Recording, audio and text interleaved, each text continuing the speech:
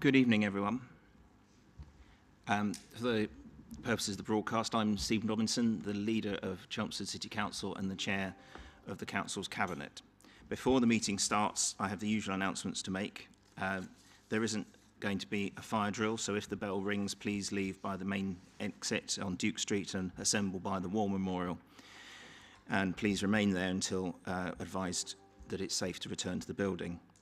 Anyone attending the meeting is entitled to film it, but only councillors and officers around this table, not the gallery. The meeting is also being broadcast via YouTube and recorded, and please put your mobile phones to silent. And your laptops.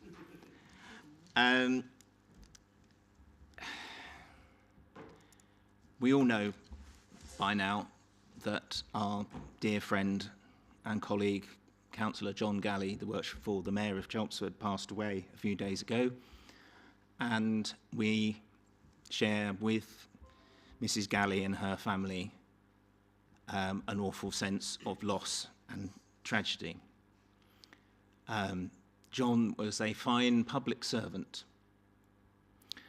and we'll miss him terribly. Will we please all stand for 2 minutes?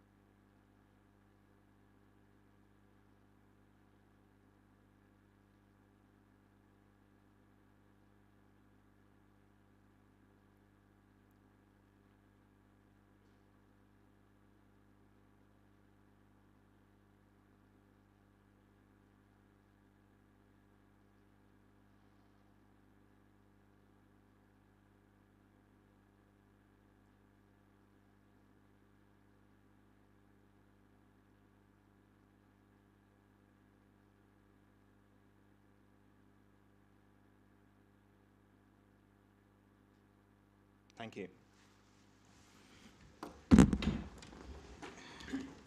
Councillor Whitehead. Yeah, thank you very much indeed, Councillor Robinson. I can only echo what you just said, really. I mean, I've known John, for 20 years or more, and he was indeed a gentleman and a great colleague and a great servant for this council, really, because over that period he looked after our finances, and as we know, currently looking after finances is not the easiest thing to do in the world, but it was very successfully done here.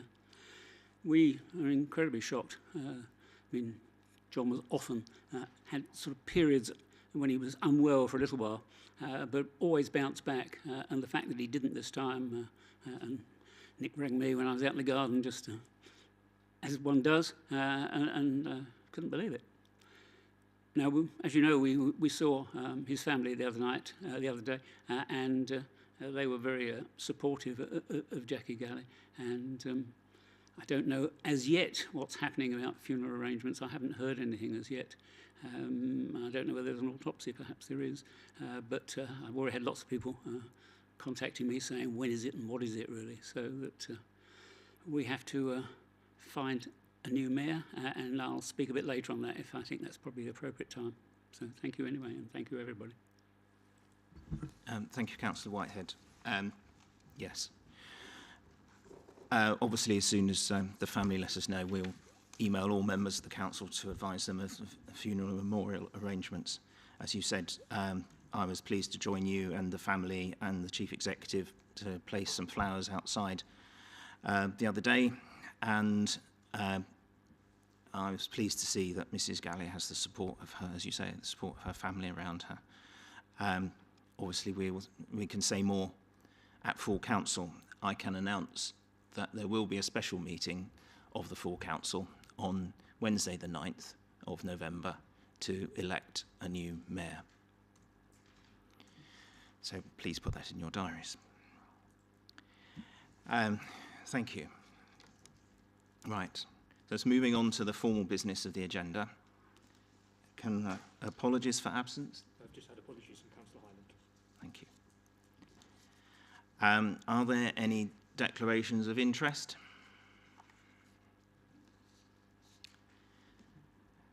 No. The minutes of the meeting on the 12th of July, can I sign those, please? Thank you. Councillor Sismy. Yes, on the 12th of July, at last meeting, I was in hospital following an accident. I believe this was communicated to the council, but I don't appear to be registered as an apology. We'll add that, and I'm glad you're returned. Right, moving on, we have public question time. Does anybody have... I don't think there's anybody to ask any questions. Is there? Okay. Did you want to ask a question?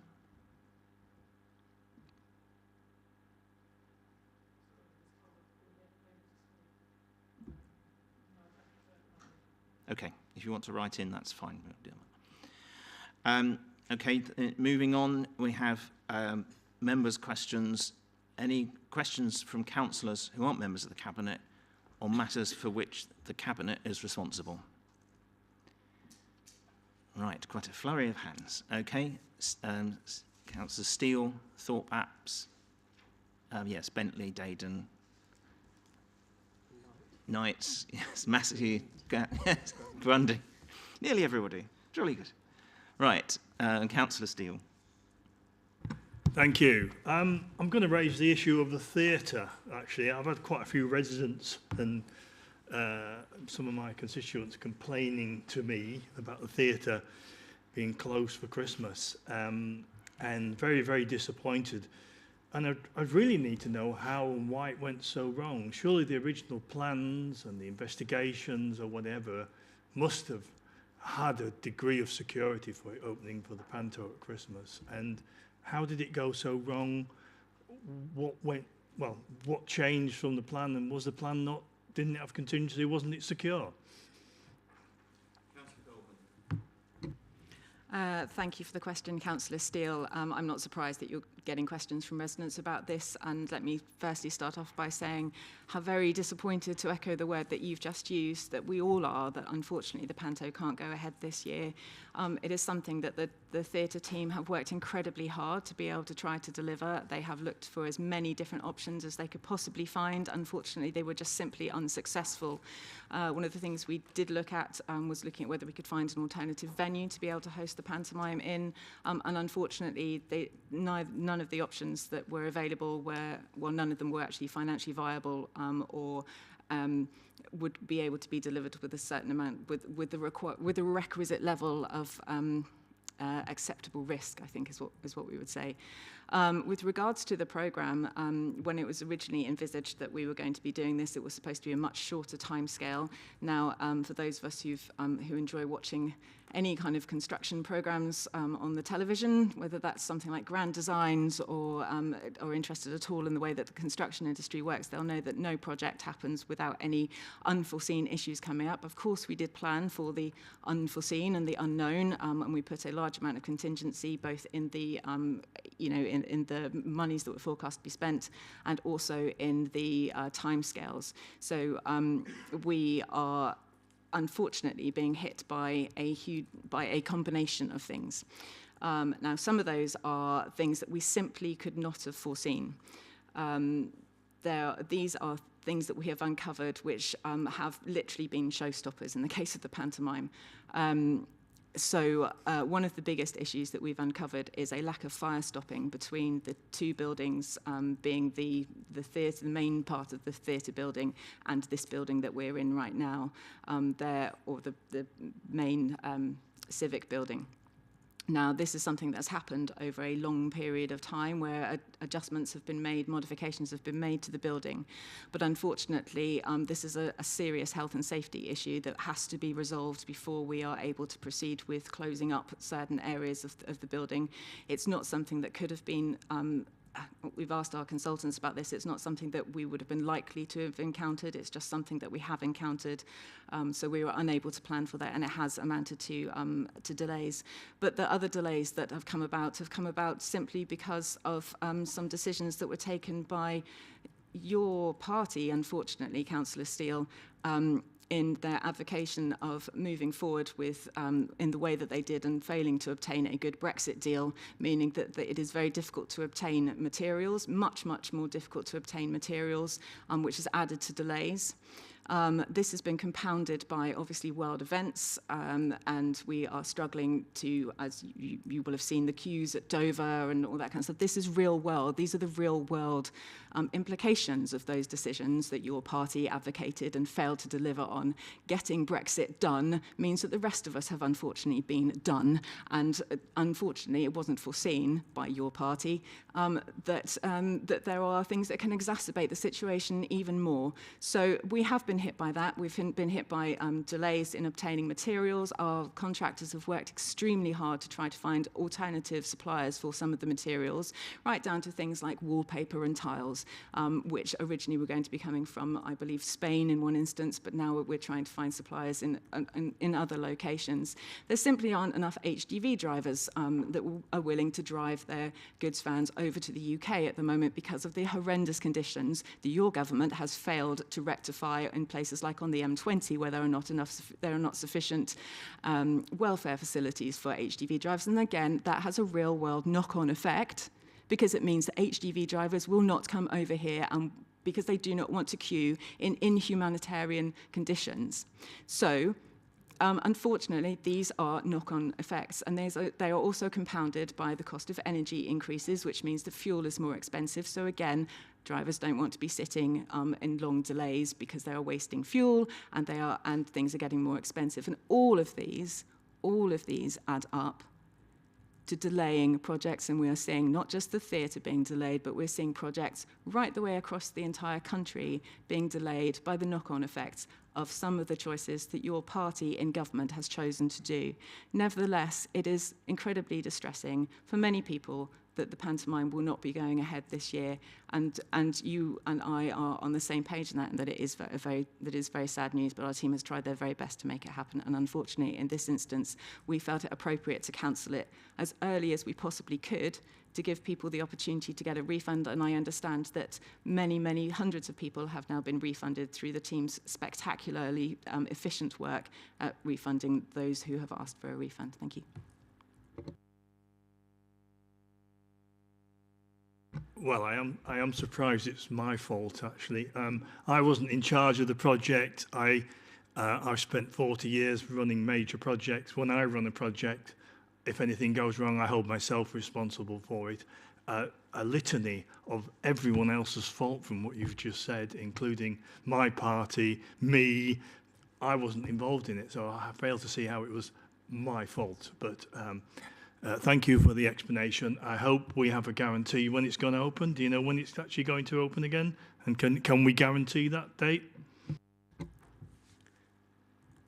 By continuing to be a Conservative member, you are supporting this government, and I can only assume, therefore, that you agree with what this government is doing.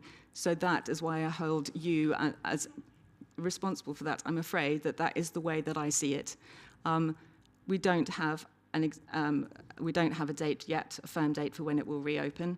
I wonder if you have a firm date yet for when your government will get a grip on this economic situation. I can only be in control of the things I'm in control of, thank you. And I wish you would take that same responsibility. And I'll let you have the last word. I'm very happy to defend the fantastic work that Louise Goodwin and her staff have done, and Councillor Goldman, who have worked literally night and day to get this project back on track. And I make no apology for agreeing with what Councillor Goldman has said. Political choices have consequences.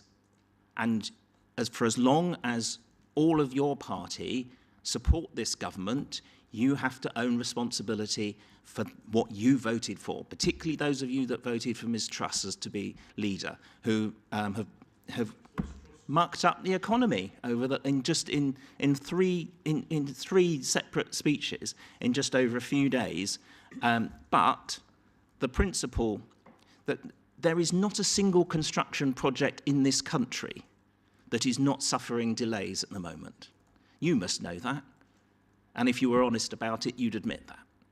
Every single construction project is suffering from the economic problems that we're all suffering from. Whether you're trying to get house extension or build houses. When you go and talk to any of our construction companies that are operating in Chelmsford or other parts of the world at the moment, they'll tell you about delays on supplies and materials and how difficult it is to get staff. So all of that, as Councillor Goldman said, are factors, not their only responsibility, but they are factors that all go up to make the problem. Yeah, absolutely. And that's why I said Councillor Goldman, Ms Goodwin and her team have bent over backwards, literally working night and day. The theatre manager has been, and the cultural services manager have worked their socks off trying to get this back on track. Yeah. Councillor Thorpe-Apps. Thank you, Chair. A number of residents have voiced concern to me about losing the Cramphorn name from our theatre. The Cramphorn studio was added in the early 1980s using funds from the bequest of Alderman TJD Cramphorn, a former Chelmsford mayor, who left part of his estate to the council in 1912 to provide, and I quote, a building likely to advance the dignity of the county town. As such, the Cramphorn name provides an important link with Chelmsford's social history and commemorates the contribution made by the former mayor. Does the Cabinet member for Connected Chelmsford understand why residents would attach such value to the Cramphorn name?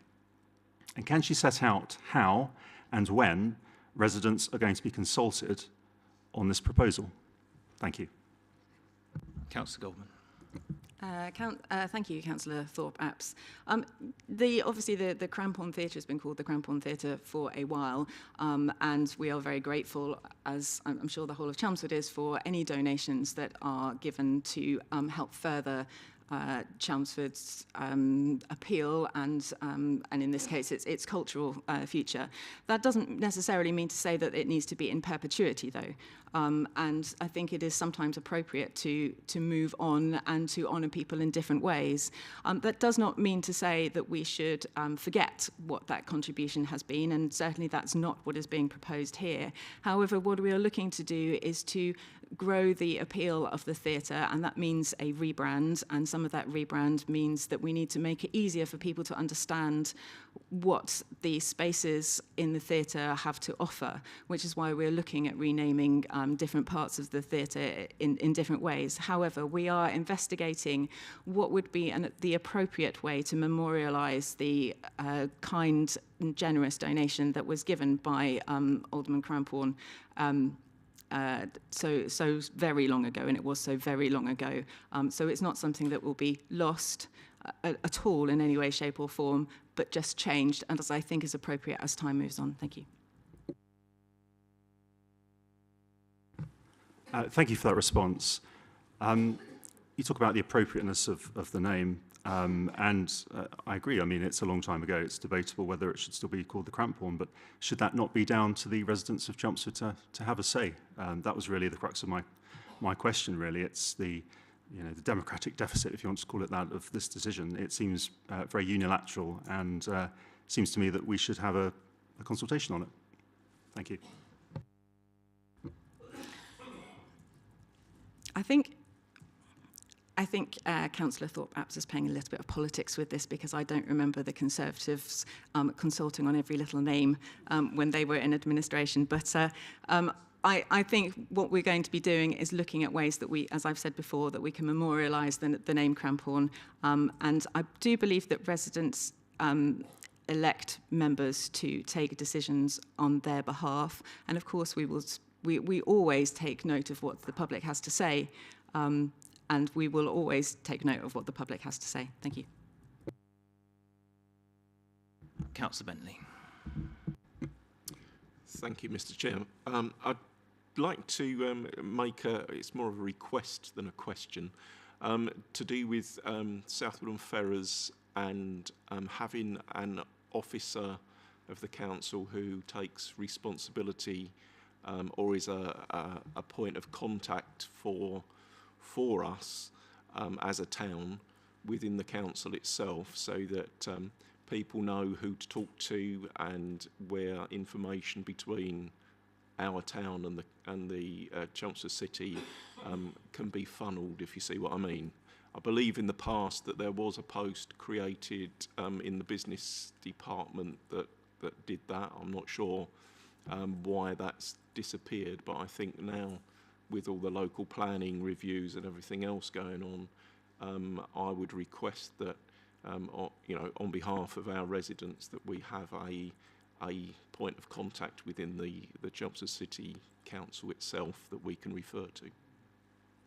Could you just be clear? Do you mean any residents, as in general residents, or do you mean councillors?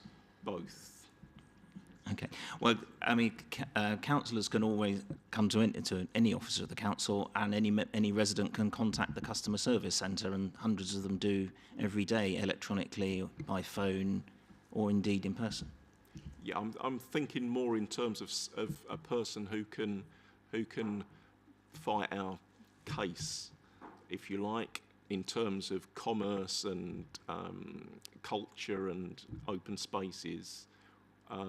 Actually on the council officers, rather than people having to necessarily individually come and find out which member of staff they need to go to for this or that or the other. There's a point of contact. I rather think that's a job for a councillor. I certainly see that as my job as a ward councillor. So can I suggest that we follow this up outside if there's something in particular that you have in mind? Councillor Dayton. Thank you, Chair. I feel a bit nervous mentioning the government, so I'm going to start with that. The government has acknowledged there's a risk of heart damage leading to cardiac arrest connected to the mRNA COVID injections. And that risk is significantly higher for children. So will this administration, just like it stood up for better government policies and lobbied for fairer, affordable homes, will it stand up for the children of Chelmsford before we have a death in the borough? Currently, the government is implying 1 in 100 will be affected. And if you take an average school and they have a maximum uptake, that's 13 to 15 children in every school will suffer irreversible heart damage. And cardiologists are stating that that's Councillor 20%. Dayton, could I please ask you to bear in mind what I said at the opening of the meeting, that you're supposed to ask questions. Okay, so let me finish. Something for which this cabinet is responsible, and I haven't yet heard a question related to something for which the cabinet is responsible. Well, I think we have a public health interest in Chelmsford, so I would just like this administration to use its influence and lobby Essex Public Health and the government so that we get full informed consent, and it's clearly outlined the risk of damage for children and exactly what that statistically means, as well as knowing that you're gambling against the 99.997% survival rate. So would you help the conversation along with Essex Public Health and get them to answer that question that's been put to them? As I said, it's not a matter for which the cabinet is responsible, so I suggest you direct your query to someone else. Perhaps you move on to your second question. I trust that'll be minuted though, because I think that's a really sad approach to something that's really serious. But anyway, the second is regarding the Broomfield and the Little Waltham master plan. The Cabinet will be aware that the new access road that's planned for the hospital, 1.2 million is the approximate cost of extending the spine road beyond the development into the hospital grounds. Is this administration aware why there's an absence of an agreement with the hospital to enable this? And if so, could you share it with us, please?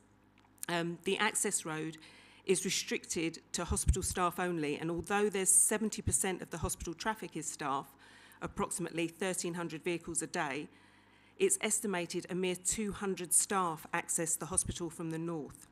So does this administration agree this route will serve the minority of hospital staff, and that the locals will continue to seek the shortest route to access their place of work? Will this administration support an updated travel survey to define accurate use of this road? As you're all aware, the hospital has a desperate parking issue. Does this administration agree that there is little sense in focusing on getting the minority to the hospital more efficiently if they cannot park when they arrive? So this access road will destroy Pudding Wood, that is filled with wildlife that the hospital have had programs to actually enhance. It's a tranquil setting for staff breaks, and the trees that will take decades to replace, and I question if there is any tree that is insignificant. So is this administration aware that the hospital would welcome our support to increase on-site parking, and does this administration agree that creating parking for NHS staff at their work destination will be welcomed thank you at the end of a long shift? It will surpass clapping, and it is sustainable, unlike the park and ride. So will this administration ensure the local plan review includes a full review of the destruction of this woodland and fully consider and respect years from the initial memorandum of understanding that the hospital may have a different strategy now? Thank you. Councillor McCrory. Thank you, Chair, and thank you, Councillor Dayton, for the question. You were good enough to give me a couple of hours' notice, so that's appreciated.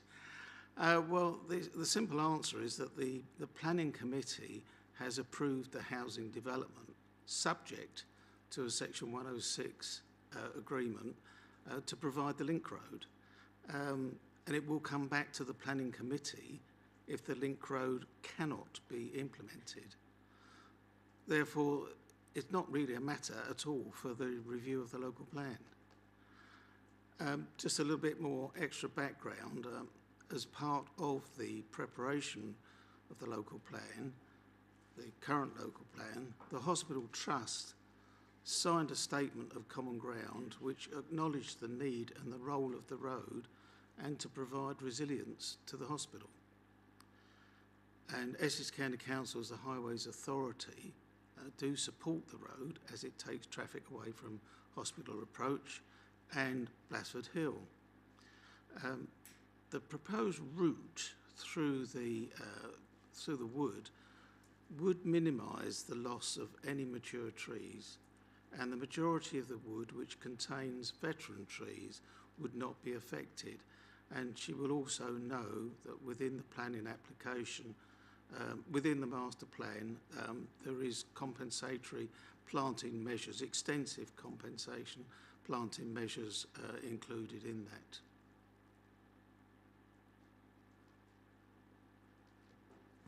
Thank you. I think the issue with the road is that it does go near Memorial Gardens. There's more to it than that. I think it's, if we tilt to the hospital, it seems outdated now. I appreciate there was a memorandum of understanding, but I think it was sort of dated quite a few years ago. I think things have moved on. I think their strategy has changed. I think there's evidence there, the fact that that hasn't been signed in all that time, that there's a different theory now. And, you know, what they're asking for is to see the traffic survey and how many people this affects. It doesn't seem to balance where we are with established woods and things. But so just to have a little look at it, that's what a local plan review's for, is it not? Well, as she will appreciate, it was in the original local plan, which was consulted on many times. The master plan's been consulted on. The planning application was consulted on. I mean, how many more times do we consult on these things? We're at the point now of the final negotiations to secure this road. If the negotiations don't come to fruition, then it will come back to the planning committee and they will have to make a decision. Thank you. And you can attend the planning committee at that point. Councillor Knight. Thank you, Chair. My question is to Councillor Davidson. It's a bit of a curveball, I'm afraid, as you might expect, but before I ask the question, may I offer my empathy sincerely to the financial situation in which the Council finds itself, and I'll refer to the item later on the agenda, of course. It's nothing to do with anybody in this room. Nobody could foresee COVID coming, or that awful thing going on in Ukraine, and that's the vast majority of the problems that you have. And as a result, the City Council has significant financial problems. So my empathy on that one. However, we're all volunteers, and you're volunteered to look after the taxpayers' money in Chelmsford. So my question is this. I think on the last 2 times you've made a budget, you've gone to borrow internally, made internal borrowings, and it looks very much from the figures later on the agenda that you'll have to do it again. So that's a hat trick of internal borrowings. And as you know, if you borrow money, you should pay it back. So the question is, when and how do you propose to repay the borrowings? Councillor Davison. Well, this is an odd turn of affairs, isn't it? Thank you for your empathy, Councillor Knight, and for the question. It's a little odd, though, that we are using funds that we have in our bank account to pay for the things that we are delivering for the people of Chelmsford without any external borrowing, whereas your party, at least for several weeks until yesterday, thought it was a jolly good idea to borrow for unfunded tax cuts. So, you know, I'm sorry to come back to the subject that Councillor Goldman raised, but it is a little odd. Let's wait until item 8 on the financial update report, but I do want to make one point plain. It's not COVID and Ukraine that are curveballs that have come along and affected us. The things that are damaging the council's finances are inflation and interest rates. It's this government that's allowed inflation to get out of control, and this government that has allowed interest rates to rise very significantly. And granted, part of that is a return from the very low rates we saw following 2008, but at least a significant chunk of the interest rates that we're seeing now are entirely designed in Downing Street. It's Downing Street incompetence. And that's, I know that certain members of the Cabinet dispute that, but I think the BBC has comprehensively shown that, that it is interest rates made in Downing Street, and that's what we're suffering from. But I will come back to that. You are extremely sensitive this evening, and I can't really understand why. We all know the silly things that are going on in number 10 and number 11, and I don't support them, and I'm sure you don't either. But they're not a part of this meeting. The interest rates have gone up in the past few weeks. Indeed, the interest rates are lower in this country than they are in the largest capitalist state in the world, which is the USA. So interest rates are not the answer. Borrowing is not the answer. We've been borrowing for years, so that's not new either. And you borrowed internally 2 years ago or 3 years ago, I forget what it was, and you intend to do it again. Now, if you keep borrowing, where you go to find the money to borrow from is going to run out. And we left you, if you've got just a small political point, but it's very, very, very relevant, the gentleman that we we honoured an hour or so ago, John Galley left an extremely strong balance sheet that this present administration is able to tap into in order to balance the books. And during the 16 years, I'm fairly sure on this, I have checked it, during the 16 years that Mr. Galley was in charge of the finances, and it is a difficult job, Councillor Davison, there's no question about that. It is a very difficult job. But during the 16 years that he was in charge of it, there were no internal borrowings. There were no external borrowings. Sorry, may I correct that? There were no external borrowings.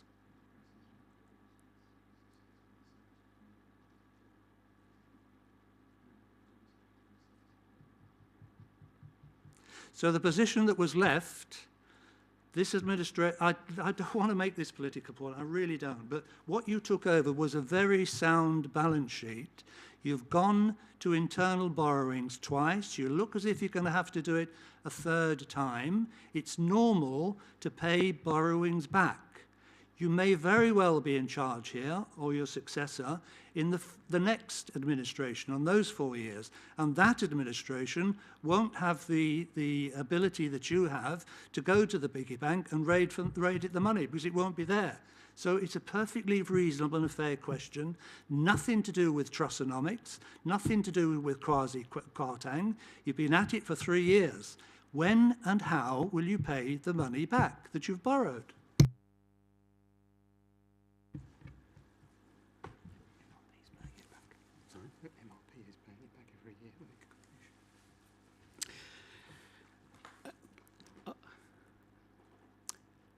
The answer to the question about internal borrowings is that your party from 2003 onwards, for 16 years, when Councillor Galley was doing the job I'm now doing, had the benefit of the receipts, the capital sum, from the disposal of the council housing to CHP.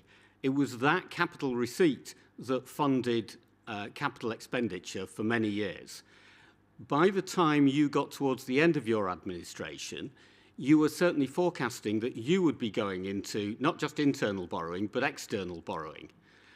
And the strict answer to your question is that the MRP is how we pay it back. We account for interest, which, as I've said, is now more expensive than it was, and minimum revenue provision, which is effectively the local government equivalent of depreciation on the capital that you spend if it's not paid out of capital receipts.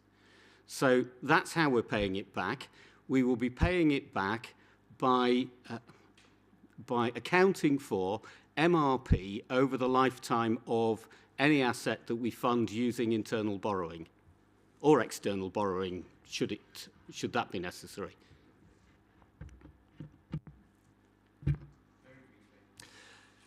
Yes, nice words. An MRP is a tax on local residents.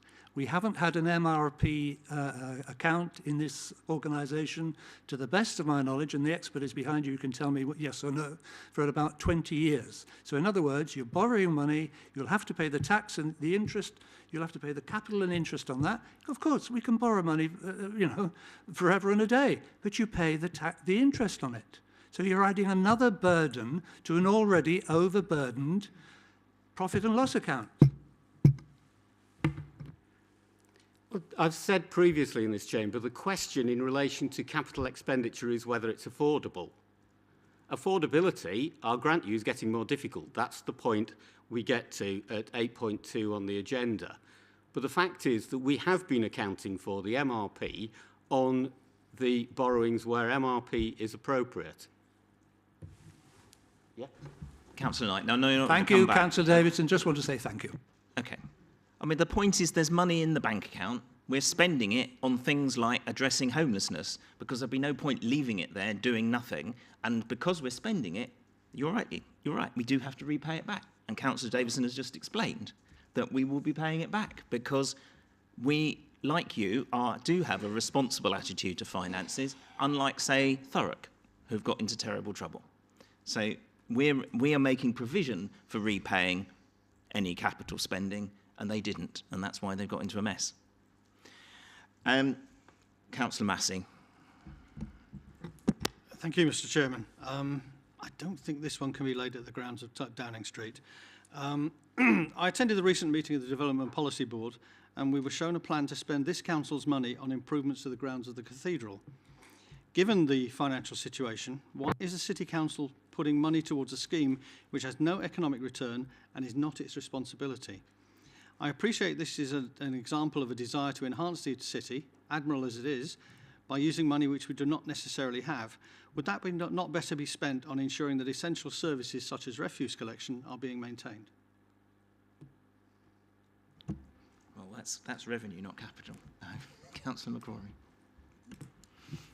Thank you, Councillor Massey, for the question. I too was present at that policy board, and a question was raised right at the very end about the cost of the scheme, and it was explained that because the cathedral is a charitable organisation, that it would be able to access certain funding pots.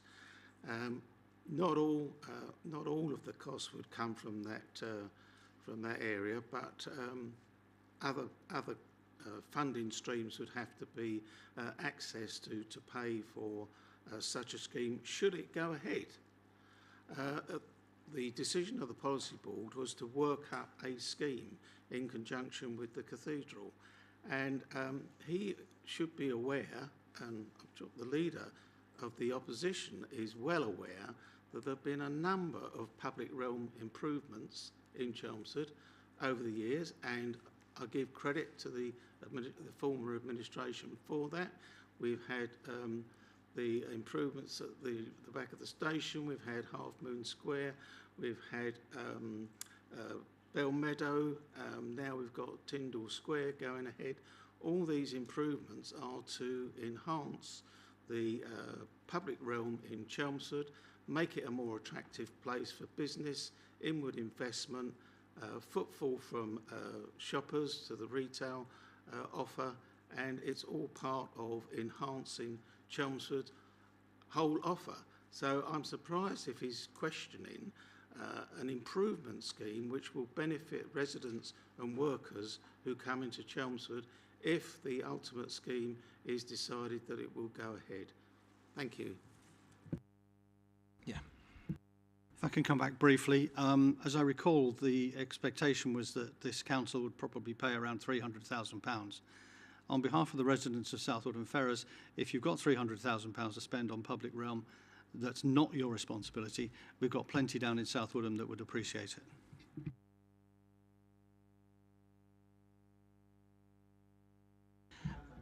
Yes, I was checking something with the Chief Executive on this subject. He will be aware that the public realm improvements which have gone on in the town centre are funded by a community infrastructure levy, which comes from developers for all the developers that have gone on in the city centre, and that's where the money's come from the public realm so far, apart from some sellout money in Tyndall Square. So you can't use SIL for refuse collection. Thank you. It's also the case that local authorities are responsible for churchyards which are no longer in use. Councillor Grundy. Thank you, Leader. Totally different subject, you'll be pleased to hear. I gather that the flood alleviation scheme, which has been around for at least 10 years with the Environment Agency, has been cancelled. It greatly affected my area, my division in Margaretting as part of the floodplain.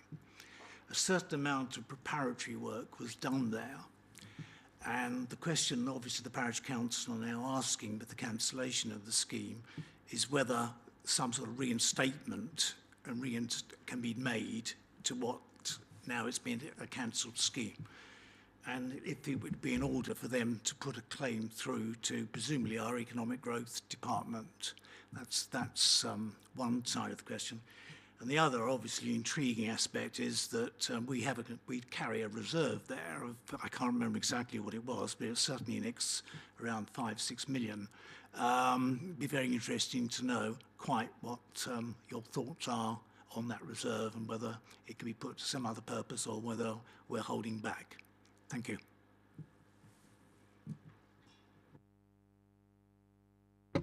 Thank you, Councillor Grundy, for the question. I'm going to respond because I have attended some of the meetings with the Environment Agency in relation to the flood alleviation scheme, which you correctly identified was originally intended to be at Margaretting. That scheme has been cancelled, as you rightly say, by the Environment Agency, as they were not able to make that scheme go forward. There were issues with land ownership and various other issues that meant that scheme couldn't go forward.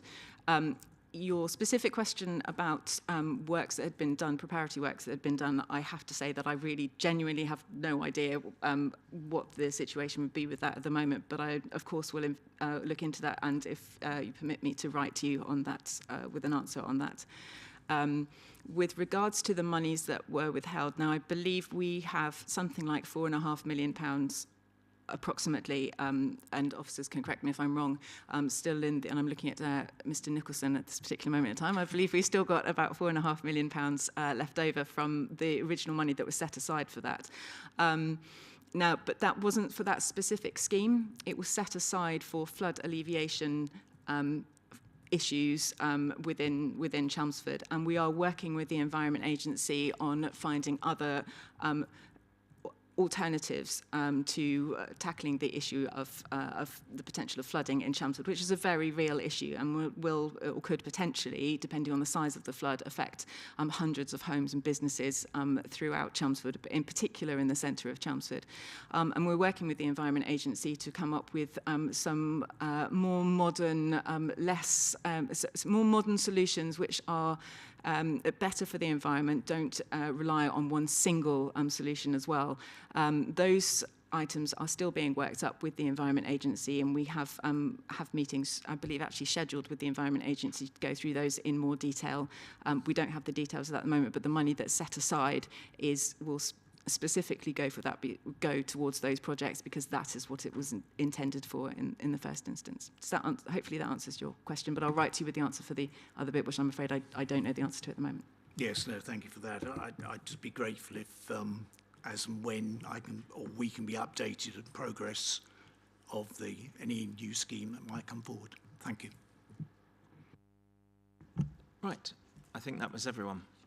Yeah, okay. So let's move on then to item 6. We have 2 items from Councillor McCrory. First one. Thank you, Chair. I don't think this in any way, shape or form can be turned into a political debate, but there we are, we'll see how we go. So the members, well, hopefully members have read the report, but just a little bit of background. So we have the Self-Build and Custom House Building Act, which requires councils to maintain a register for self-build and custom house building. And so this council, along with others, has a duty to grant sufficient planning permissions to meet the demand, which of course the register helps to identify. So this report is seeking the adoption of a test to establish the local connections of people who make applications to go on the register. And the report went to the Policy Board on the 26th of May, and the Policy Board agreed that it would go out to public consultation. And that public consultation was held, and this report brings back those results to the Cabinet.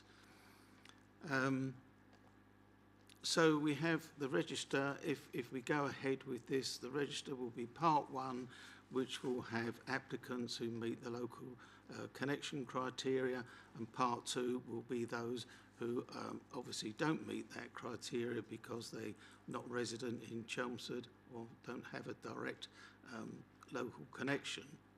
So the report goes on to summarise the results of the consultation and proposes that the council does indeed introduce this local connection So the council does have a duty to grant planning permission where developments of over 100 homes are going ahead, and I think we can go on to say within the report that progress so far has been identified, and there's something like 184 development permissions have been granted, and the table there in 3.6 shows the breakdown over the last few years, and likewise the demand identified through the permissions granted.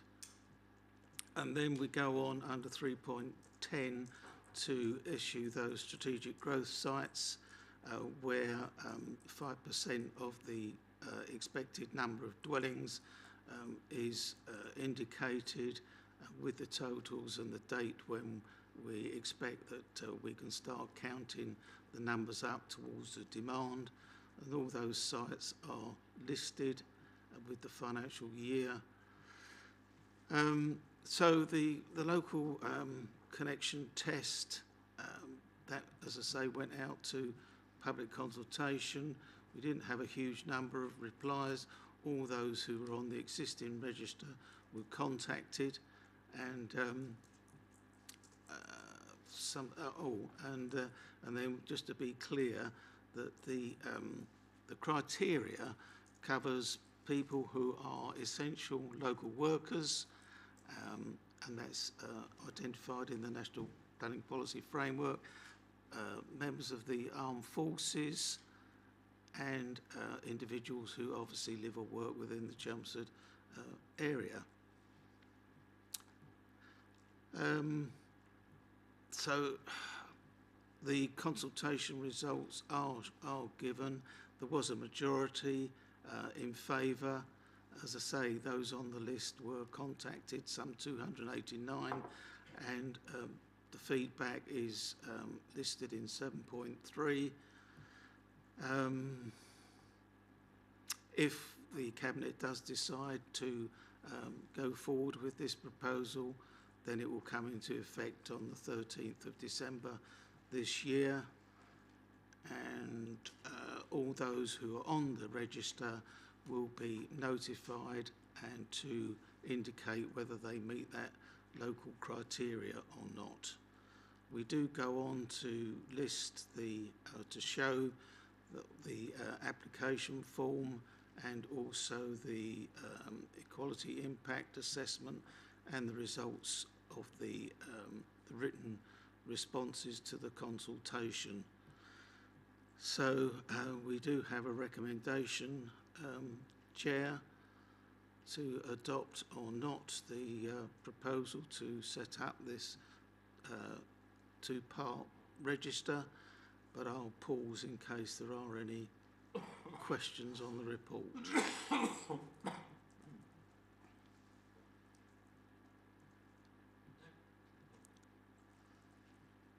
So the recommendation, Chair, as everyone can see at the top of the agenda paper, the locality test detailed in this report be adopted for use as part of the Chelmsford Self-Build and Custom House Building Register.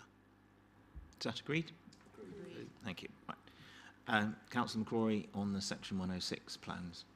Yes, thank you, Chair. I think members will all be very familiar with the Section 106 and what it means. So every 2 years or so, we come to this meeting of the Cabinet to just illustrate in some detail what the proposed spending plan is for the 106 planning contributions, which are currently held by the Council.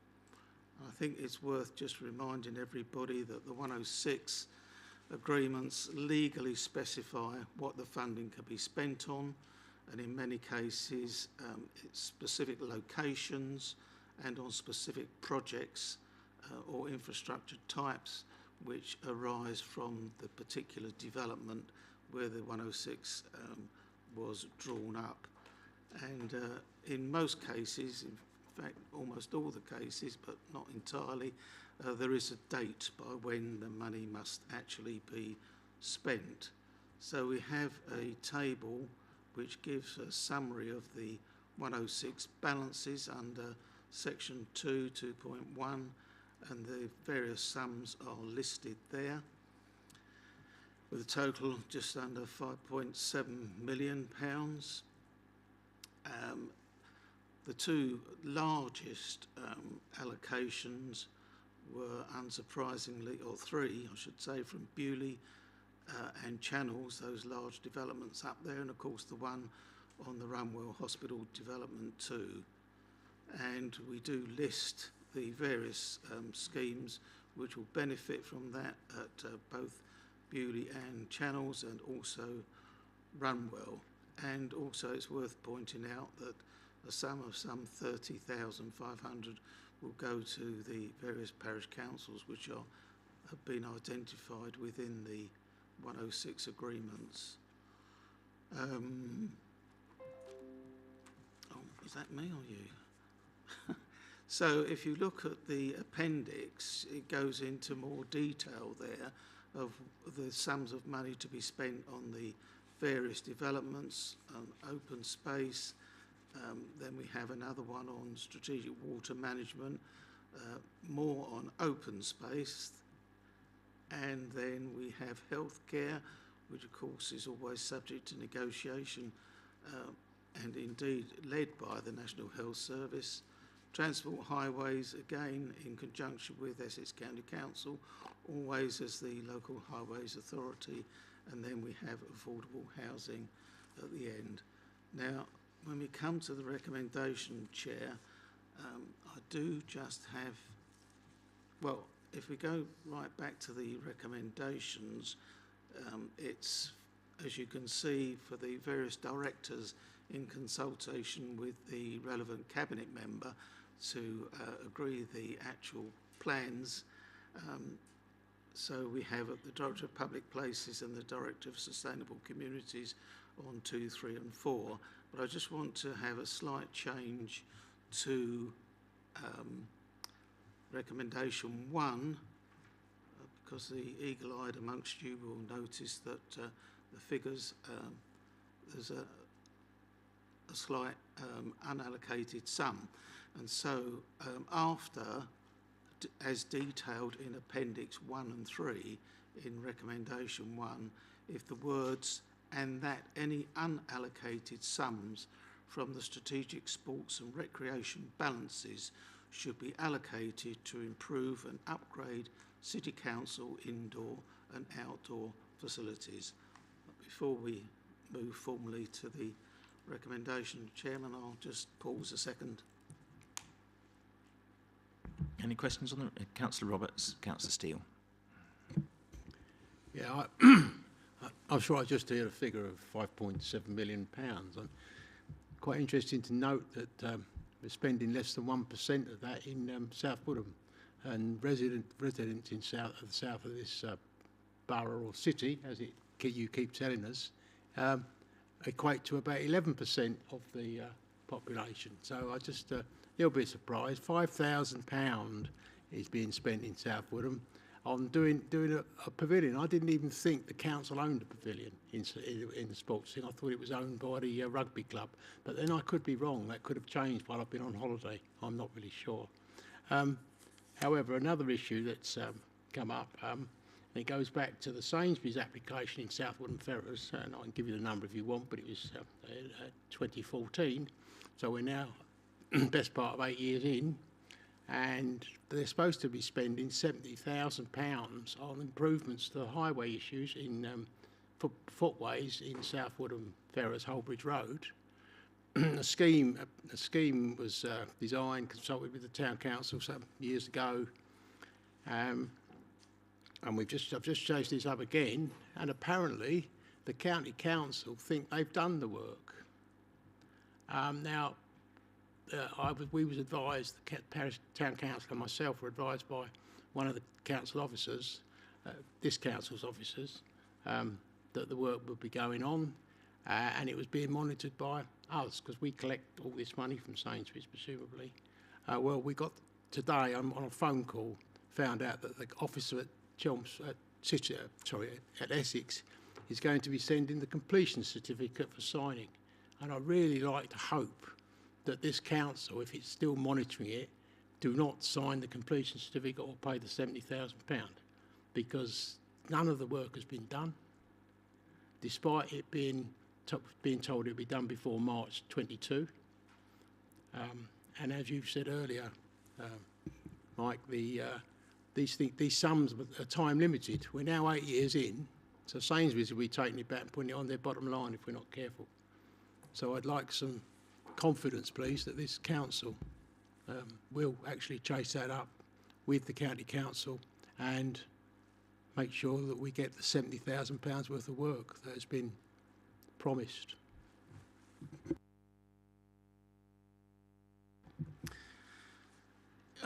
Well, the first thing to say about the Section 106 money spent in Southwood and Ferrers, as he will know, the 106 money is generated from developments. So the schemes that have been listed here all arise from where there's been major housing developments. Now, some may well come your way in the not too distant future, but the 106 money is reflected on agreements that have been made where developments have taken place. So if they haven't taken place in recent times down in Southwood and Ferrers, well, that's the reason why. As far as the rugby club is concerned, I don't know who the ownership is, but that doesn't stop improvements being made to the rugby club, if indeed that's what's going to happen. But I'll have to check that one just to make sure. As far as Holtbridge Road is concerned, well, you've obviously got the local knowledge there to know whether you've seen the work done or not. But again, I'll have to get the officers to check that and find out exactly what the situation is for you. Thank you. Thank you very much for that. I did know the Section 106 thing, but I just thought I'd ask it. That was all. I'm not trying to make a political point. With development, we must get infrastructure, but if you don't have the development, you don't get the infrastructure. Councillor Steele. Thank you. Actually, Councillor McCraw, it's a straightforward clarification. On page 48, Appendix 5, Project 1 says aligned to Essex County Council / LHP project. And I don't quite understand what that is, and I wonder if you are able to explain that. And if you can't tonight, I'll accept a written answer, short written answer.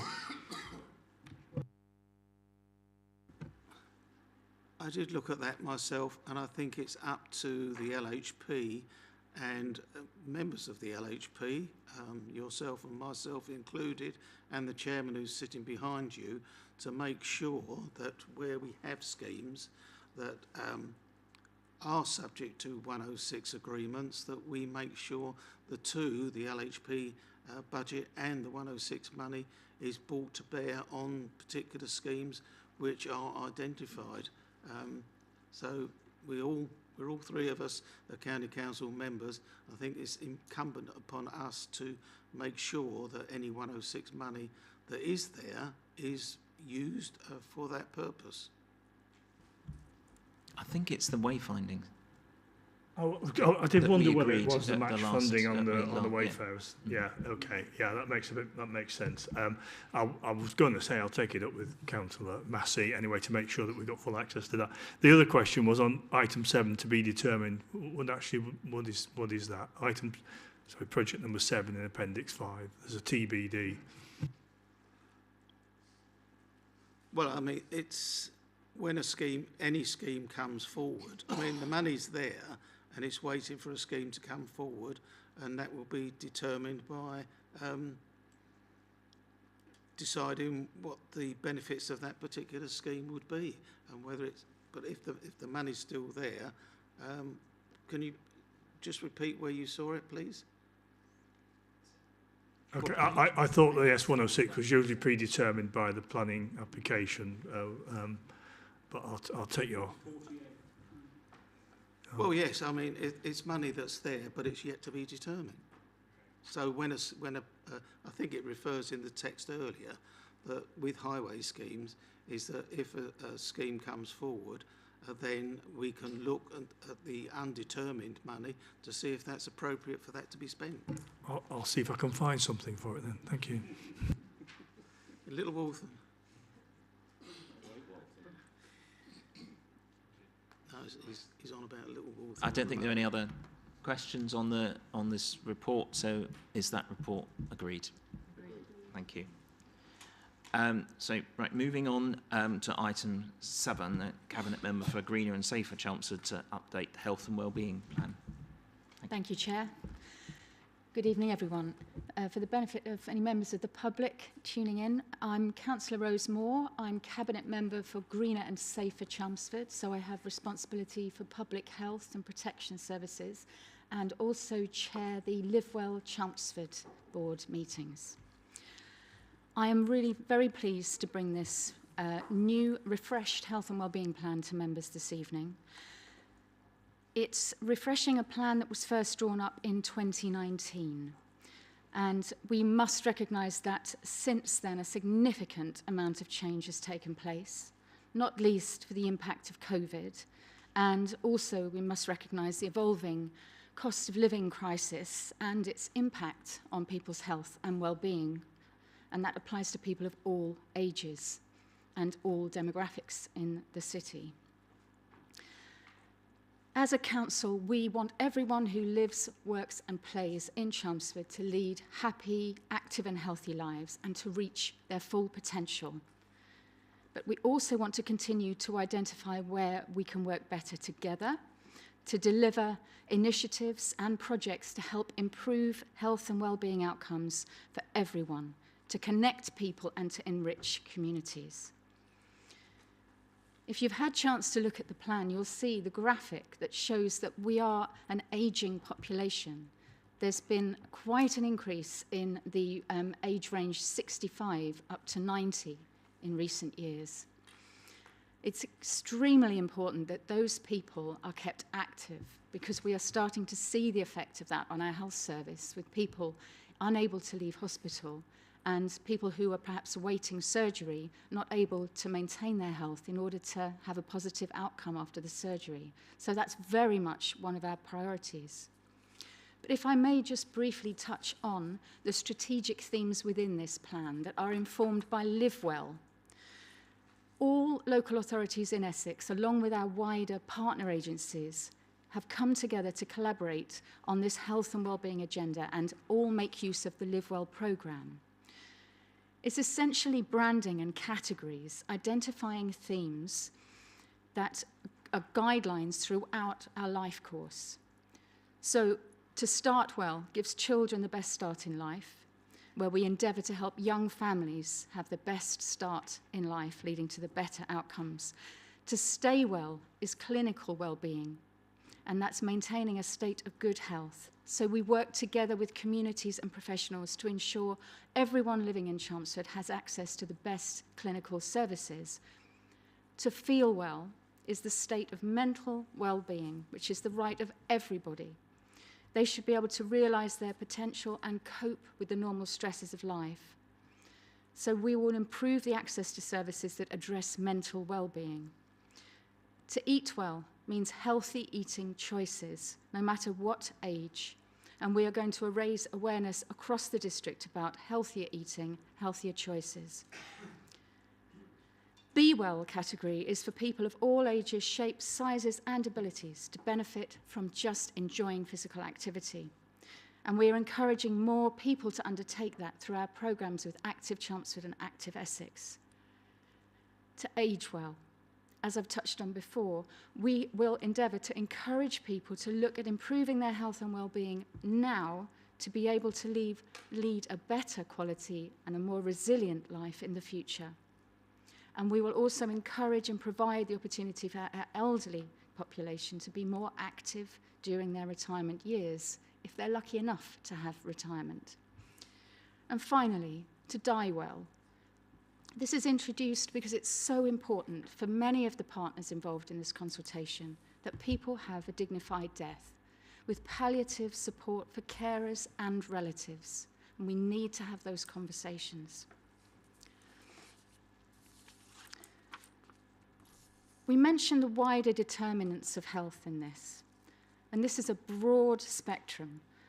It's the social, economic and environmental conditions in which people live that have an impact on our health. They include income, education, access to green space, healthy options to eat, the work people do, and the homes they live in. And it's widely recognised that, taken as a whole, these factors are the principal drivers of how healthy we are, and that inequalities in any of these factors can be the fundamental cause of health inequalities. So it's essential that we have this plan in order to address the wider socio-economic inequalities, which is a crucial part of reducing health inequalities. I was delighted to see that we had responses from a wide range of partners to our consultation. And this only emphasises the importance of partnership working on a plan like this. Coupled with the plan is a very comprehensive action plan, I think 75 pages of actions across all areas of the Council's work, which focus on everything from planning to improving poor housing, alleviating fuel poverty, healthy eating, active Chelmsford. All of these things that work together to benefit the people of Chelmsford, supported by the City Council and our partner organisations. So, members, the recommendation within the Health and Wellbeing Plan is to approve this refreshed version following 2 rounds of consultation. And I'm welcome any questions. I have the benefit of Mr. Brooks here this evening, and I would also like to pass on my thanks to Amber Nyoni and Joan Ogiogu, and also my colleague Anne Davidson for all their input in the draft. And I will take any questions. Councillor Bentley? Yeah, just first of all, like to thank you and the members of staff and others who've been involved in putting this together. It's a very attractive document and goes into all the areas that are important for our residents and those who work and visit our city. I've just got one thing that I would like to ask, and I've just say at this point that I know that the planning department have already at least taken steps in this direction. But on 7.4 in the thing, the enable people to age well in Chelmsford, I would like to see a slightly more definite thing to do with designing houses for accessibility, so that they don't need adapting. Yeah, so that residents who buy the houses, everything is ready for when they get older, or if they have, an accident and are disabled, or become ill, for example, with motor neurone disease. And I believe there are sections in there that talk about that. I would just like it a little bit more definite. Thank you, Councillor Bentley. Paul, would you be able to comment on what our roles are, perhaps in terms of occupational therapy and advice that's given to people in their own homes? Yeah, certainly. It's very difficult to have a property that is meets all future needs. So we have a disabled facilities grant programme that we have about £800,000 a year to adapt properties to enable people to remain independent in their home. And that's on top of the national building regulations that are looking to improve accessibility within properties or new build properties. So it's all joined up, but it's very hard to aspire to the having a property that is accessible throughout your whole life. But there are resources available to ensure that we can keep as many people independent in their own homes for as long as possible.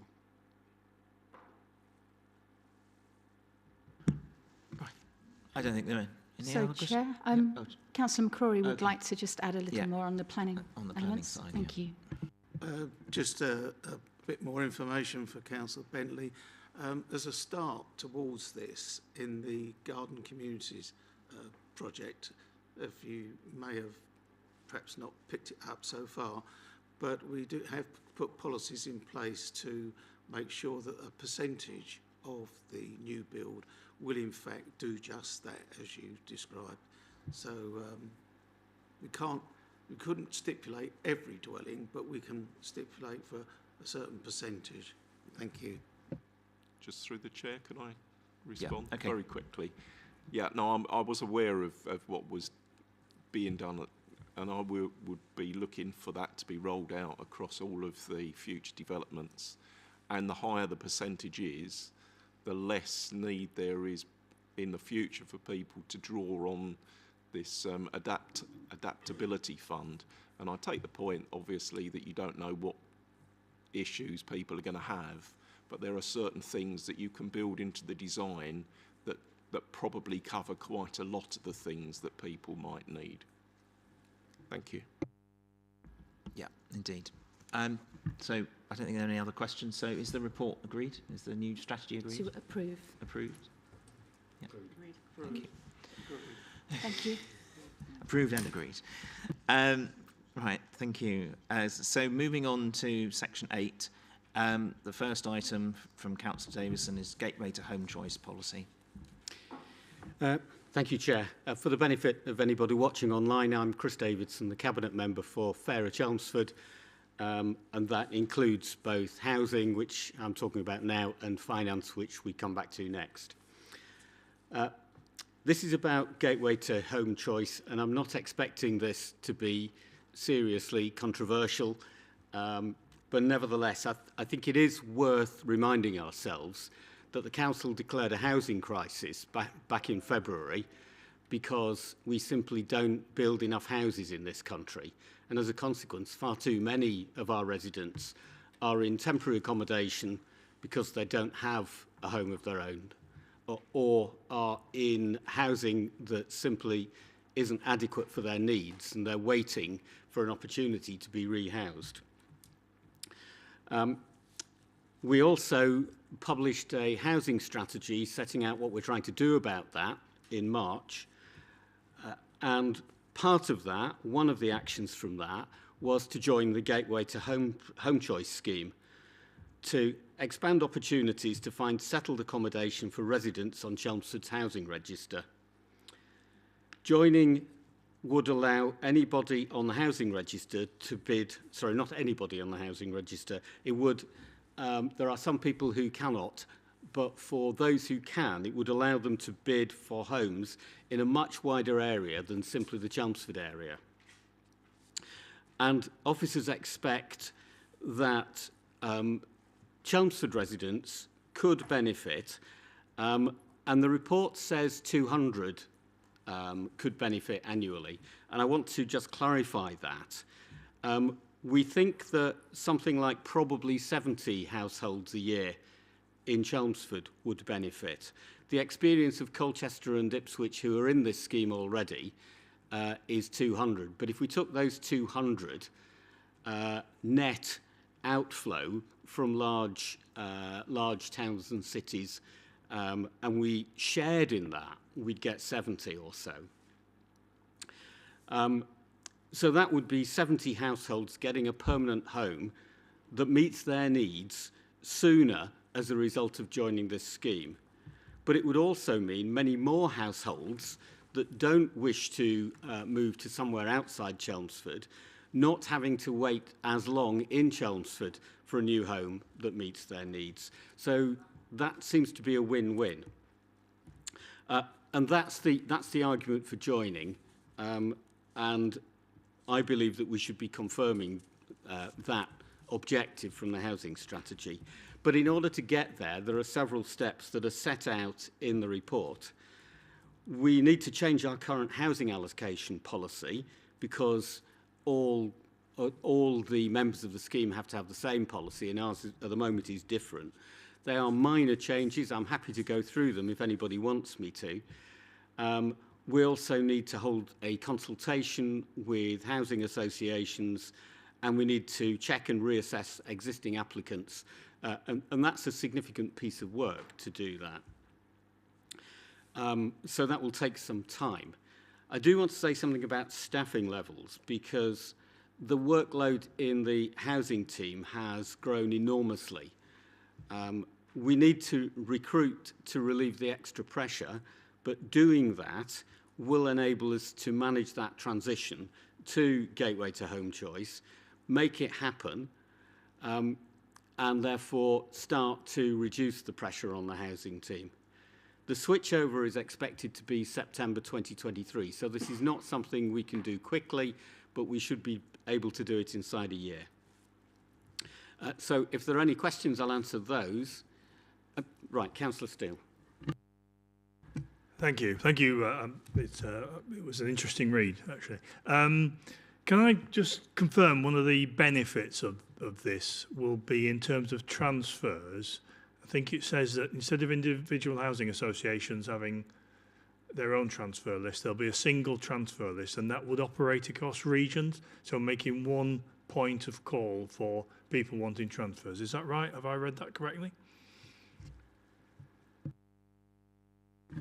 As I understand it, there is a single ability for anybody who's on our housing register who qualifies. The ones who have been declared homeless and are in temporary accommodation, I believe, are not eligible for this, but anybody else on our housing register is eligible. I was thinking from people who are already in the housing. I think right, maybe sorry, I need to explain. For the ones who are already in a housing association property, I think perhaps I can write to you after this and confirm it, but my understanding was that the housing associations can do that if they want to, rather than it necessarily follows that they'll do that. I understand at the moment, Councillor Davison, that housing associations do manage the transfer list, but this, I think page 70, section 2.4, suggests that there'll be a single registry for all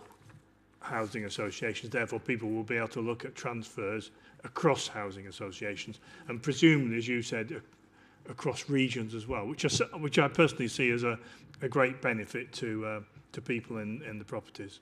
If that's correct, so that's how I read it. We are expecting that to be a benefit, yes, but it says they will be able to dispense with, rather than it will automatically follow. No. So, let me write to you to clarify exactly what that means. Thank you. I think it's important to some people that contact me that they're able to do that. Yeah. Thank you. Councillor Bentley.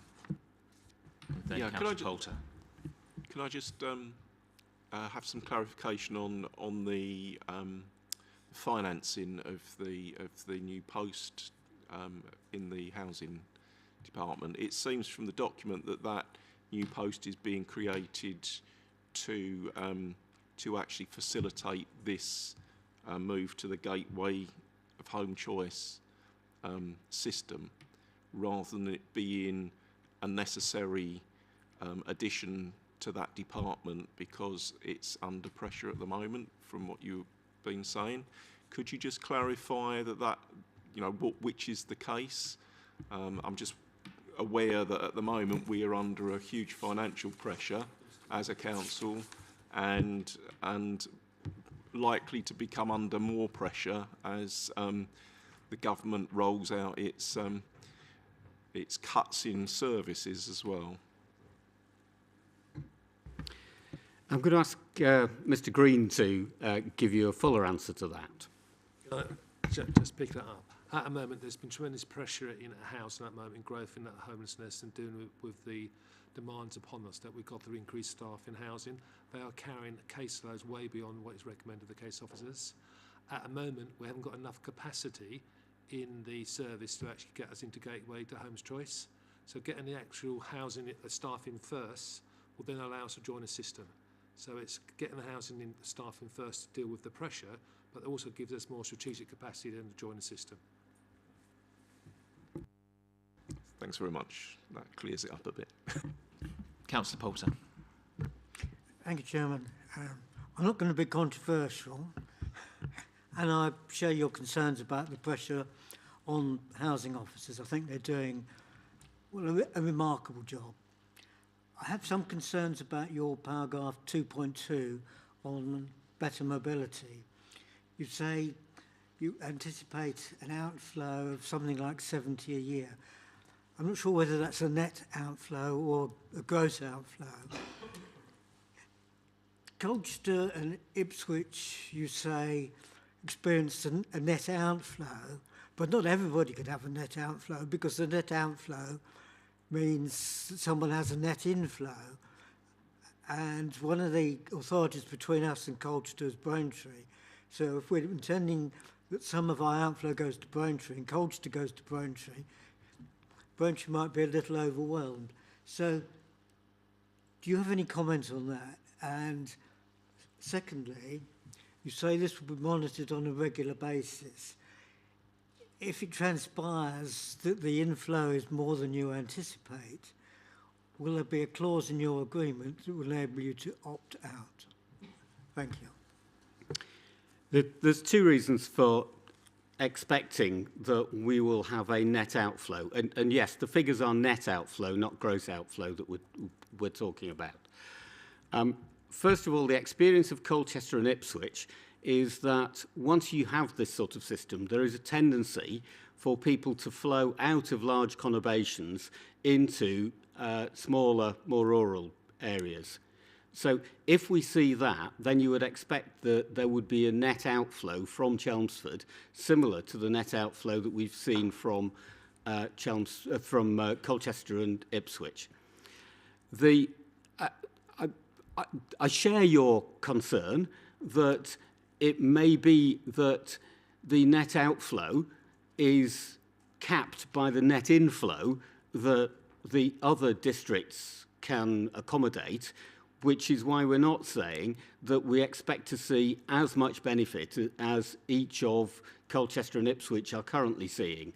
We're simply saying we'd expect to share the benefit, which is why we think on a conservative basis we'd be likely to see a third of 200 or so net outflow.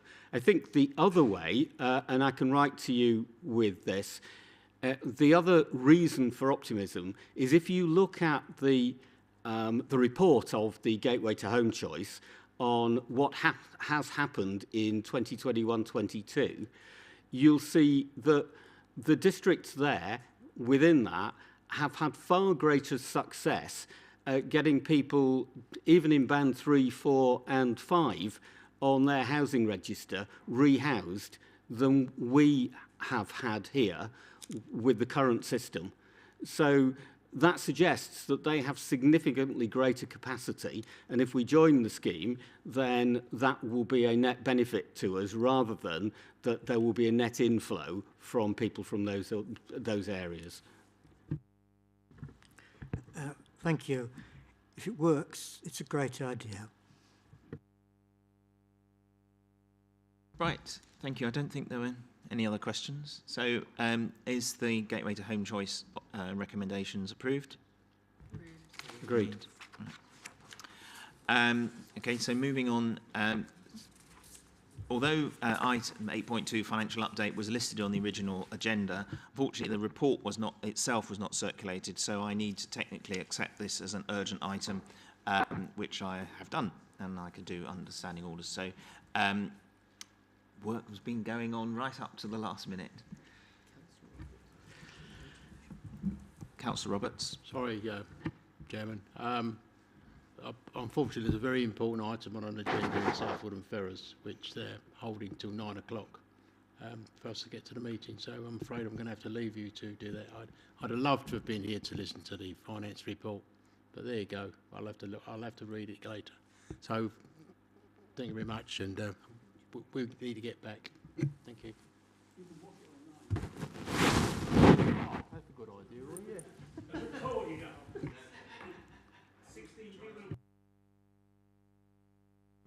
Councillor Davison to present the report.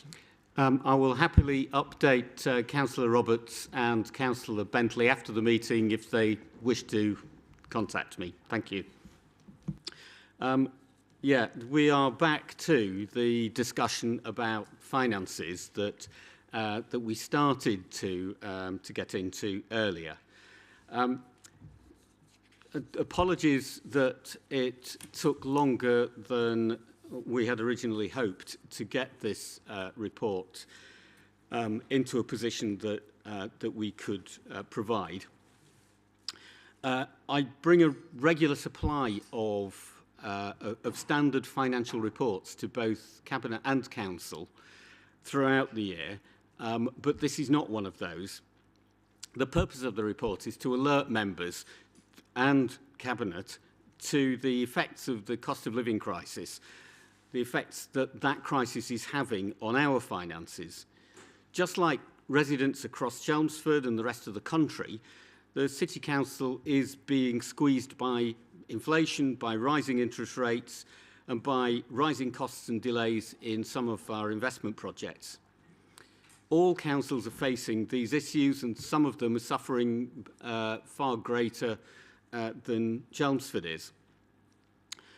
They are beyond the City Council's control. They are significantly down to the state of the economy and to a significant extent to mistakes, I think is the word that the Prime Minister has admitted to in handling the economy. First of all, inflation. A year ago, prices were rising by just over 3%. That's above the Bank of England's 2% target, but we could manage with inflation at 3%. All that has changed. Prices have risen by just under a fraction under 10% in the last year. Gas and electricity prices have more than doubled. Despite falling a little recently, fuel prices are half as much again as they were last year, and it's now costing £19,000 a week to put fuel in our bin lorries. Inflation is bad for residents. Earnings have gone up by nowhere near 10%. Pensions and benefits went up by slightly over 3% earlier this year. Interest on savings has gone up, but there are not many people who've saved enough money for that to make a difference. But it's also bad for local authorities, including Chelmsford. As I say, the cost of running the waste collection service, emptying bins, has gone up due to higher fuel, staff wages, general price increases. The cost of running our leisure centres could be £36,000 a week higher next year. So it's no wonder that many local authorities are talking about closing their swimming pools. I'm very much hopeful that we won't need to discuss that. And the tender prices, when we bring in contractors, as we said earlier, to deliver investment projects are far higher than we were advised to expect. The government has announced some help through the energy support schemes for residents and businesses, and we were hopeful that the council would benefit from this. But as of yesterday, there's clearly significant doubt as to whether we are going to benefit significantly from that. At most, all it was proposing to do was to stop further rises in those prices for energy that have doubled since last year. Now, all that would be manageable if our income could rise at the same rate, but it can't. Like residents struggling to pay bills with prices rising faster than income, our income is falling behind. The council tax for this year is fixed. It rose by just over 2% in April. We couldn't raise it by inflation, even if we wanted to. We get very little support grant from government. That's been falling for the last 12 years or so. And it seems that there's little prospect of expecting the sort of support we got through the COVID lockdowns. Most of our income comes from charges for car parking, for leisure centres, for hiring out Highlands House and Park and so on, and for rents and financial income that we can raise. But that's not going to enable us to keep pace with those rises in our costs. Then when it comes to interest rates, a year ago, we could have borrowed to invest. I realise that not everybody agrees with borrowing to invest, but nevertheless, as I've said, you have to provide for interest and MRP on any investment projects. The interest rate 12 months ago was around 2%. When I presented my budget in February, rates had gone up slightly. They were about 2.5%. In July, at the time that I presented the medium-term financial strategy, they'd risen to around 3%. At the time, we might have thought that reflected uncertainty as to who the new Prime Minister would be. By last Thursday, they had hit 5.5%. That's 1 percentage point higher than even the day before Kwasi Kwarteng presented his fiscal event on the 23rd of September. After yesterday, they did moderate a little, but they're still 5% plus, compared with 2% a year ago. Interest rates have been going up to control inflation, so this is not entirely a catastrophe made in Downing Street, but nevertheless, there is a significant component of this that has been made in Downing Street. That's pushing up people's mortgage payments, but it's also making our investment projects more expensive because we have to provide for both interest and, as I've said, MRP, minimum revenue provision, on our capital programme. This is having two critical impacts on our finances. First, in July, we forecast a budget gap for next year, 2023-24, of 4.2 million, and that's now risen to 7.9 million. Second, we now expect to report an overspend in the current year, 2022-23, of up to 2.5 million. That's due to the higher pay offer than we budgeted for and shortfalls in our income. I will, of course, be able to present a balanced budget for next year. We'll need to make some significant assumptions and use reserves to manage some of the increased costs. The overspend this year creates a risk that our reserves could fall too far, though. We therefore need to look at whether we can raise more income this year to protect the reserves. So the conclusion, the Council's facing the same cost of living crisis as many residents. Our finances are unable to keep pace with high inflation, unnecessarily high interest rates, and all the economic disruption that's been caused. We hope to see a return to competent management of the economy, inflation back to 2%, no more spikes in interest rates, supply chains operating normally. We have managed the Council's finances soundly for the last 3.5 years, and I accept and have said so previously in this chamber, continuing the sound finance from the previous period. We expect to continue managing the Council's finances soundly, but we now need to take actions to make sure that we do so. And that's set out in the report. It's to approve the capital expenditure, additional capital expenditure, to complete the renovation of our theatres and the works at Tyndall Square, to approve the new scheme to replace the track at CSAC. That is, of course, subject to a review of the capital programme, but we'll come back to that. And we also need to commission an urgent review of fees and charges to identify any opportunities to increase our income in the current year and thereby protect our reserves. We also need to send a clear message to government that they need to get a grip on public finances and to enable the economy to stabilise. I note that the Prime Minister is now saying that quite frequently, so let's hope that that's what actually happens this time. And the government also needs to understand the devastation that inflation and interest rates will have on all local authorities and provide support for that in this year's funding settlement. Councillor Sismy. Yes, thank you, Chairman. Yes, I mean, given the issues the Council faces with regard to its budget resulting from inflation, planning needs to be undertaken now to address these issues. So will the report to Cabinet next month have details of the cost savings that are planned? For example, working from home should enable the Council to reduce office accommodation. Also, is workforce planning taking place to ensure that we have no more than the essential number of staff to fulfil the functions of the Council?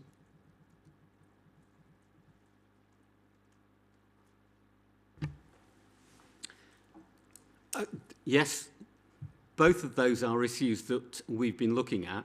As regards workforce planning, I think as we've just seen, officers tend to be under huge pressure given the amount of work that they need to deliver.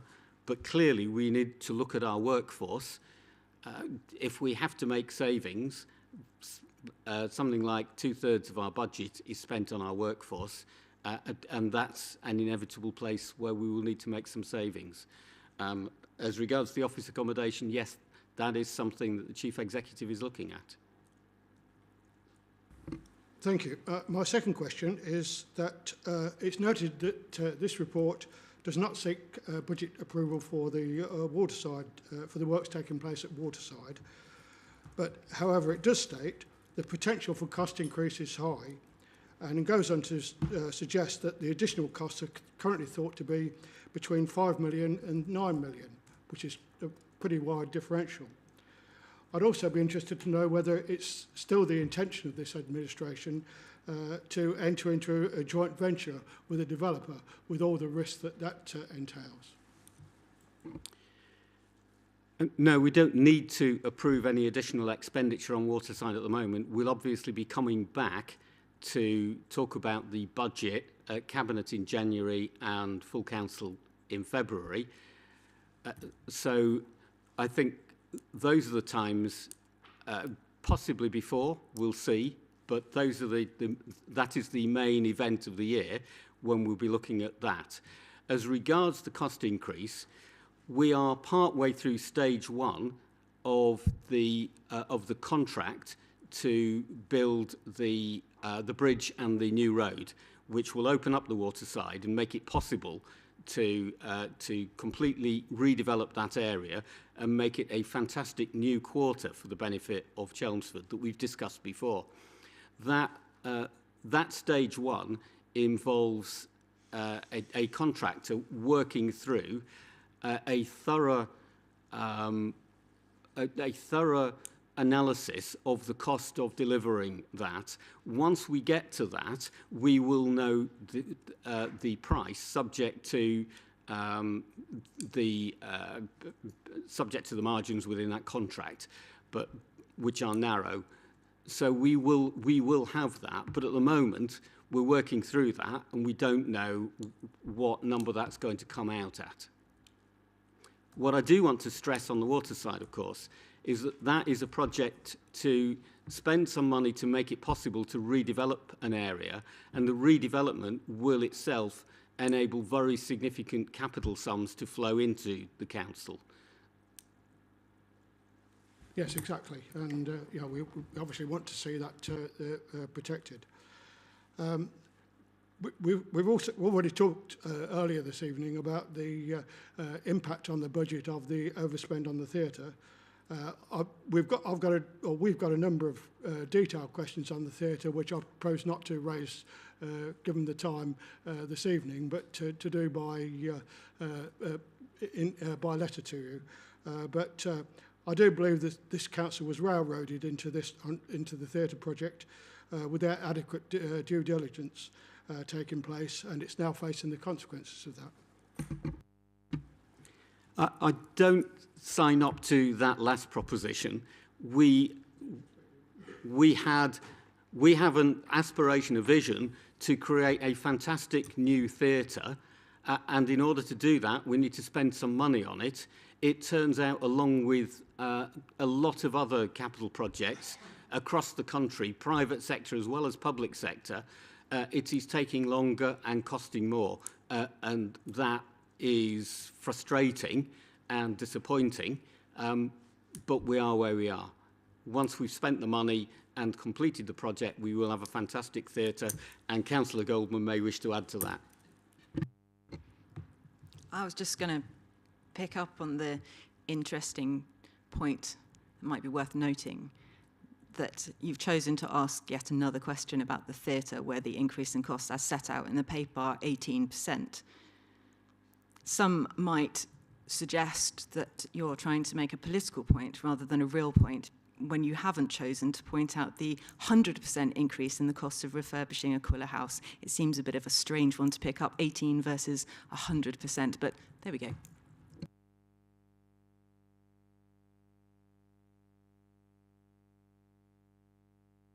Sorry. I'll avoid the theatre if I can. Not easy to do. Waterside, is an interesting one, and you talked earlier, I know Councillor Goldman talked earlier about topping up the funds. We spent a lot of our period in office topping up all the funds in the reserves by selling properties that had been left by yourselves at that stage, really.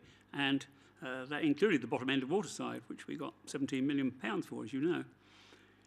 And so there are other sites. The old swimming pool is still unsold, as far as I'm aware, and there's nothing in this that mentions that.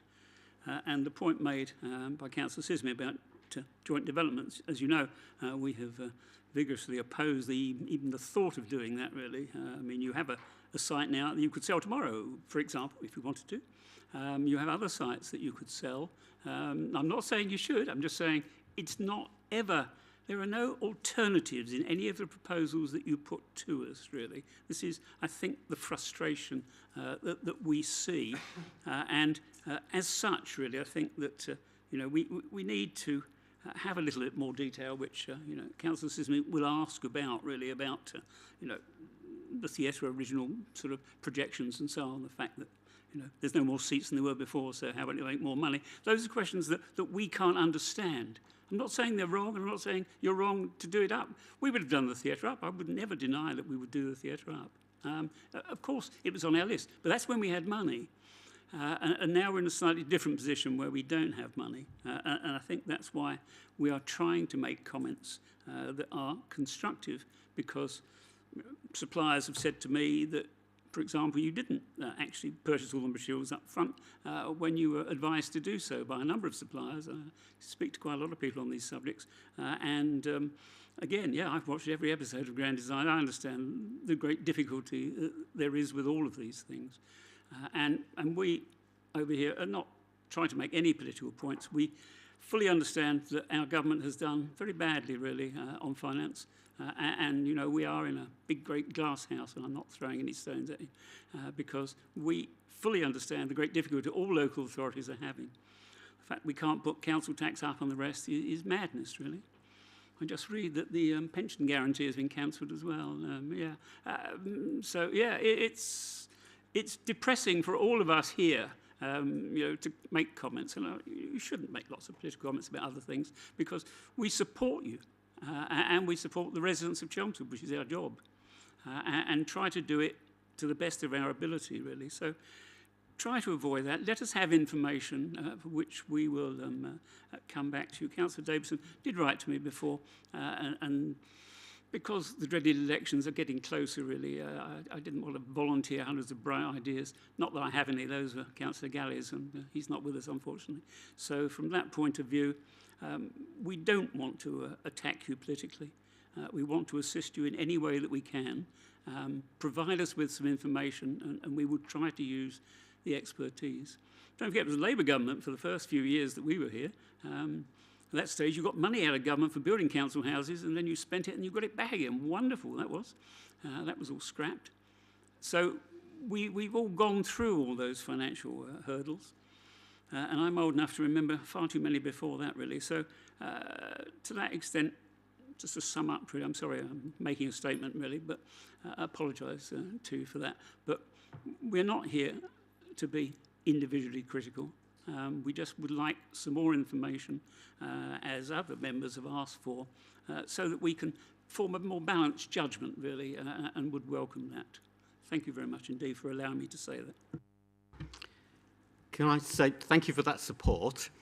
As regards the Riverside, I'm expecting a planning the Riverside, that's to say the old swimming pool site, I'm expecting a planning application to be coming forward fairly soon, and after that we can discuss what's the best way to manage that site. in the interests of Chelmsford, and I'll be happy to have a conversation with Councillor Whitehead on that. As regards the theatre, I think Councillor Goldman would like to respond. Thank you, Councillor Davidson, and thank you for your words of support, Councillor Whitehead. I do find it quite strange that you're telling us that we shouldn't make comments, political comments. If you don't want us to make political comments about the state of things, I would suggest that you consider your membership of the party that you belong to, because you are representing, by wearing a Conservative rosette, you represent the Conservatives, and they are, as you have admitted yourself, making a complete mess of the economy, and you are continuing your support for that mess by remaining a member of that party. And I'm afraid that I personally find that very difficult to forget. Now, turning to the question of the theatre, as you have raised it again, in terms of capacity, yes, we're not increasing the number of seats, but the number of seats isn't the only thing that makes a difference to how much income it brings in. It depends on how many, if I may put it this way, how many bums you put on those seats. And so if you have 500 seats but only 50 people sitting on them, then you're not going to bring in very much income. If you have 500 seats and you have 500 people sitting on them, then you're going to bring in more income. And that is one of the things that we are hoping to do, is to increase the number of people that are coming in to sit on those seats regularly.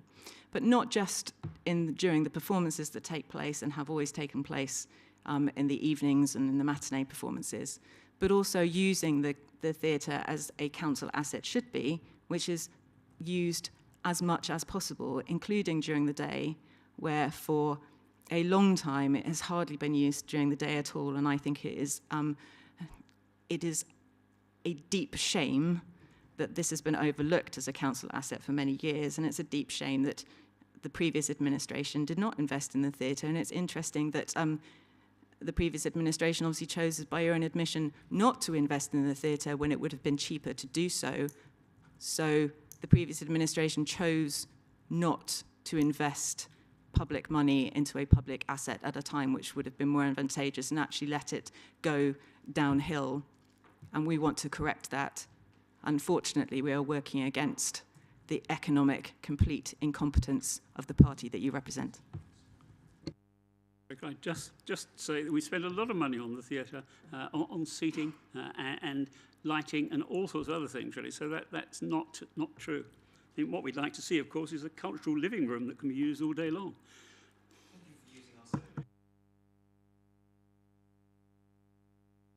Councillor Poulter. Thank you, Chairman. I'd like to raise a question under this item, but it has links to a former Part 2 item. So, with your permission, I'd rather bring it up under item 11. Thank you. Right. Any other questions on the financial update? No? So is Councillor Davison's report and proposals accepted? Agreed. Right. Thank you very much. So, apart from that item, there's no other urgent business. Reports to Council? It's just the section 106 item. Yeah. Okay. I now move under section 100A4 of the Local Government Act that the public be excluded from the meeting during consideration of item 11, as there is likely to be disclosure of exempt information within paragraph 3 of part 1 of schedule 12A to the Act. So could the public please leave and the recording be switched off?